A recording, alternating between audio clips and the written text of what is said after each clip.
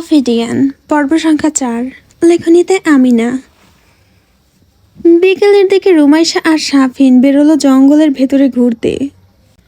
দুপুরের একটু আগে এসে শামসুল কাদের রুমাইশার বই খাতা, কিছু জামা কাপড় আর প্রয়োজনীয় কিছু জিনিস এনে দিয়ে গিয়েছে। সেগুলো গোছগাছ করে গোসল করে সেরে খেয়ে একটু বিশ্রাম নিয়ে ওরা ভাবলো জঙ্গলটা একটু ঘুরে আসা যাক। রুমাইশার মনে পড়লো ছোটবেলায় রুমাইশারা যখন আসতো ওরা তিনজন মিলে জঙ্গলে ঘুরতে যেত। রুমাইশা, রাফসান আর সাফওয়ান। শাফিন তখন অনেক ছোট, তাই ওকে আর নেওয়া হতো না। তিনজন মিলে জঙ্গলের কিছুটা গভীরে যেত। সেখানে একটা ডোবা আছে, তার পানি অনেক স্বচ্ছ। ওই ডোবায় লাল শাপলা ফুটতো।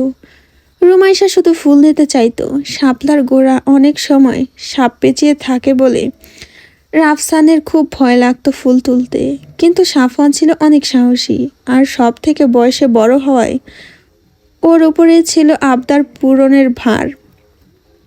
শাফিন আর রুমাইশা হাঁটতে হাঁটতে সেই ডোবার কাছে এসে পৌঁছালো। জঙ্গলটা যেন আগের থেকে আরও বেশি ঘন হয়েছে। চারিদিক লতাপাতা আর ছোট ছোট গুলো জাতীয় উদ্ভিদ দিয়ে পূর্ণ। ডোবার আশেপাশে নানা রকম জঙ্গলি ফুল ফুটে আছে। শাফিন জিজ্ঞেস করলো, আর সামনে এগোবে কিনা? রুমাইশা এগোতে চাইলো একটু, বলল, চল আর একটু যাই। কতদিন পর এই জঙ্গলে এসেছি, আবার কতদিন পরে আসবো তার ঠিক নেই। শাফিনও সম্মতি জানালো। কিছু দূর এগোনোর পর ওরা কিছুটা ফাঁকা জায়গা দেখতে পেল। এইখানে লতাপাতার পরিমাণ অন্য জায়গার তুলনায় কম। ঘাসও উঠে উঠে গিয়েছে অনেক জায়গা থেকে। মনে হচ্ছে এইখানে নিয়মিত কেউ আসে বা থাকে। ব্যাপারটা ওদের দুজনের কাছে খুব অদ্ভুত ঠেকলো। তাছাড়া আশপাশটাও কেমন যেন গা ছমছমে, খুব নির্জন। হঠাৎ করে একটা ঝটকা শীতল বাতাস বয়ে গেল ওদের উপর দিয়ে। শাফিনের গায়ের পশম দাঁড়িয়ে গেল যেন।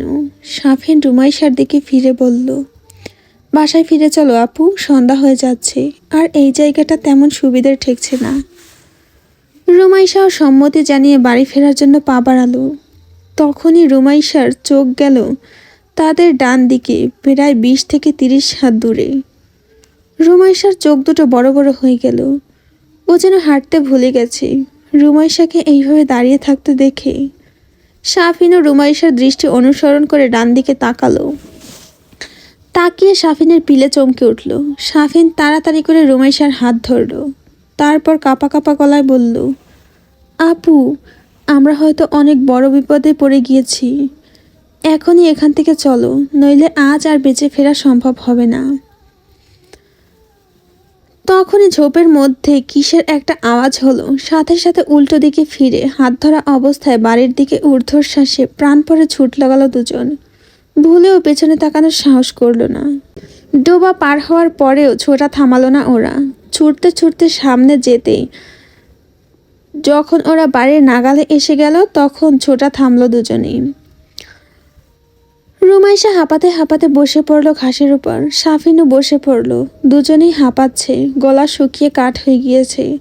ভয়ে নীল হয়ে গিয়েছে রুমাইশা। ভয়ে ভয়ে আবার একবার তাকালো তাদের ফিরে আসা রাস্তার দিকে। ছোটার সময় মনে হচ্ছিল কে যেন ওদের পিছু নিয়েছে, একদম যেন পেছনে, হাত বাড়ালে ছুতে পাবে।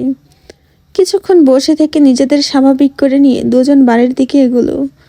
কিন্তু দুজনের কেউই টের পেল না যে ছাদের চিলেকোঠার রুম থেকে কেউ একজন ঈগলের মতো তীক্ষ্ণ চোখে তাদের দেখছে। রাতের বেলায় খাওয়া দাওয়া শেষ করার পর শাফিনের ডাক পড়ল ছাদে। রুনিয়া সাফওয়ানকে খাবার দিতে যাওয়ার সময় সাফওয়ান বলে দিয়েছে শাফিন যেন এক্ষুনি ওর সাথে দেখা করে। রুনিয়া নিচে এসে শাফিনকে এই কথা বলতে শাফিনের মুখখানা ফ্যাকাশে হয়ে যায়। আমতা আমতা করে রুনিয়াকে জিজ্ঞেস করে, আমাকে কেন ডাকা হয়েছে মা? আমাকে তো ভাইয়া ডাকে না, আমি কি কিছু করেছি? রুনিয়া বললেন, আমি কিভাবে বলবো ও তোকে কেন ডাকছে? তোকে যেতে বলেছে, দ্রুত যা। শাফিন আর বাক্য ব্যয় না করে ছাদের দিকে এগোলো। চিলেকোঠার ঘর অবধি যাওয়া লাগলো না। ছাদে উঠে কয়েক পা ফেলার পরই সামনে কাঙ্ক্ষিত অবয়ব দেখতে পেল সে। শাফিনের দিকে পেছন ফিরে দাঁড়িয়ে আছে একজন লম্বা চওড়া পুরুষ। আবছা আলোয় তাকে বিশাল আকারের দেখাচ্ছে। পরনে সাদা শার্ট, আন্ডার শার্ট কালারের ট্রাউজার,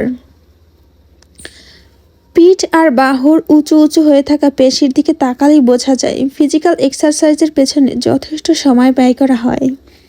এই প্রথম সাফওয়ানকে স্যুট বুট ছাড়া দেখল শাফিন। শাফিন মনে মনে ভাবল, সাফওয়ান ভাই এত লম্বা কেন? আমাদের গোষ্ঠী তো এমন লম্বা কেউ আছে বলে মনে হয় না। আমি 5 ফিট 10, আব্বু 5 ফিট 8, দাদুও ছিল 5 ফিট 10-এর কাছাকাছি। আর সাফওয়ান ভাইয়া, সে এক ধাক্কায় 6 ফিট 4। কার মতো যে হয়েছে আল্লাহ মালুম। সাফওয়ানের ভাবনার ছেদ পড়ল এক গম্ভীর ভরাট পুরুষালী কণ্ঠে। সাফওয়ান পেছন ফেরা অবস্থাতেই ভারিক্কি কণ্ঠে জিজ্ঞেস করল, জঙ্গলে কেন গিয়েছিলি? শাফিন নমনীয় কণ্ঠে ধীরে ধীরে বলল, একটু ঘুরতে গিয়েছিলাম। রুমি আপু বলেছিল যে জঙ্গলের দিকে একটু ঘুরতে যাবে, অনেক দিন যায়নি তাই। ফেরার সময় ছুটছিলি কেন? ছোটার কথা মনে পড়তে শাফিনের ভয়েস চেঞ্জ হয়ে গেল। উত্তেজিত হয়ে বলল, ভাইয়া আর বলো না, জঙ্গলের ভেতর যে ডোবা আছে ওর থেকে কিছুটা সামনে গিয়েছিলাম আমরা, কিন্তু ওখানে গিয়ে জঙ্গল কেমন যেন খুব হালকা মনে হচ্ছিল, যেন সেখানে কেউ বা কিছু যাওয়া আসা করে অনেক বা থাকে।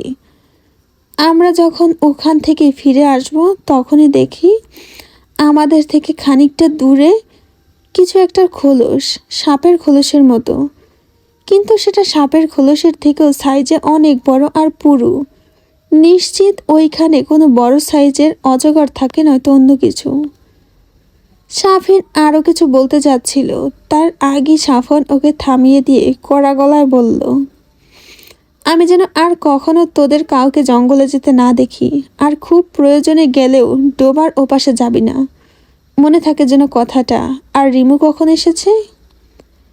বাকিরা রুমাইশাকে রুমি বললেও সাফওয়ান ওকে রিমু বলে ডাকে।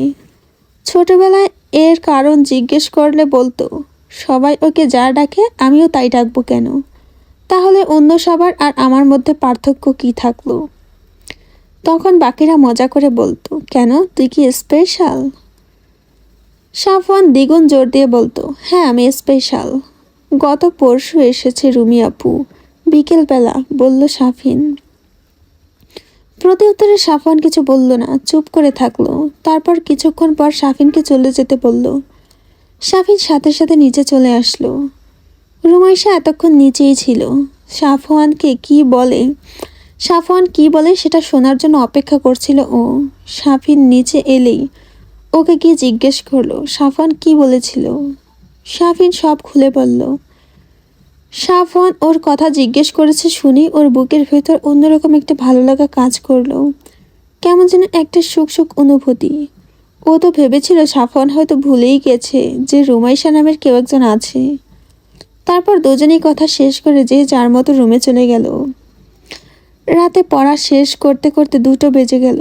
শাফিন আজ দ্রুত ঘুমিয়ে পড়েছে। ওর শরীরটা সন্ধ্যা থেকে একটু ম্যাজ ম্যাজ লাগছে। রুমাইশা ঘুমানোর প্রস্তুতি নিতে লাগলো। আজ আর বাইরের লাইটটা কেউ অফ করেনি। রুমাইশা শুয়ে শুয়ে ভাবতে লাগলো, সাফওয়ান ভাইয়া এরকম হয়ে গেলেন কেন? ভাইয়া তো আগে কত মজা করতো ওদের সাথে, খুব প্রাণোচ্ছল ছিল ভাইয়া। ওদের 3 জনের লিডার ছিল সাফওয়ান ভাইয়া। তানিয়া ফুপিরা দেশের বাহিরে থাকে বলে আয়ান আর জায়ানের সাথে ওদের খুব বেশি মেলামেশা হয় না, তাই 3 জনের দেখা হলেই সারাক্ষণ একসাথে থাকতো। সাফওয়ান ছিল বদমেজাজি আর একরোখা। ছোটবেলায় প্রচুর মারদাঙ্গা করার স্বভাব ছিল ওর, যাকে তাকে মেরে বসতো। একবার ওরা 3 জন পৌর পার্কে খেলা করার সময় একটা মেয়ে রুমাইশার চুল টেনে ধরেছিল। রুমাইশার সে কি কান্না!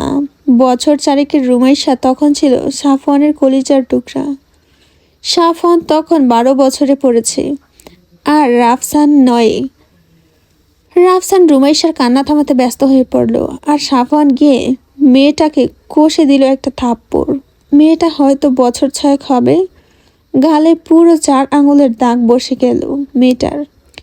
এদিকে মেয়েটাকে চর দিয়েছে দেখে সেই মেয়ের বাবা মা এসে সাফওয়ানের সাথে ঝামেলা বাঁধিয়ে দিল। রুনিয়া রহমান ছিলেন তাদের সাথে। মেয়ের মা বলে গেল, ছেলেকে এখন শাসন করুন, নইলে ছেলে বিগড়ে যেতে সময় লাগবে না। রুমাইশা নিজের মনেই হাসল। সাফওয়ান ভাইয়া কত কেয়ারিং ছিল ওর প্রতি। এসব ভাবতে ভাবতে একসময় ঘুমিয়ে গেল ও। হঠাৎ করেই ভারী কিছু পড়ার শব্দে আজও জেগে উঠল রুমাইশা।